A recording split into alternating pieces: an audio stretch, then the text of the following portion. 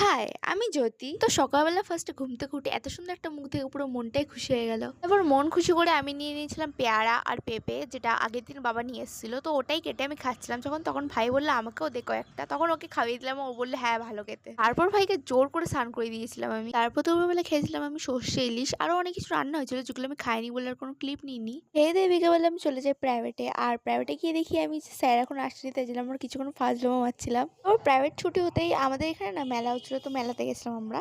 আর এরা দুজন নাগরদোলনা উঠে এত ভয় পাচ্ছিল কেন কি জানি। ওর সব থেকে ইন্টারেস্টিং ব্যাপার হচ্ছে আমরা যখন মেলাতে ছিলাম তিনজন একসাথে, তখন একটাও ফটো তুলিনি আমরা।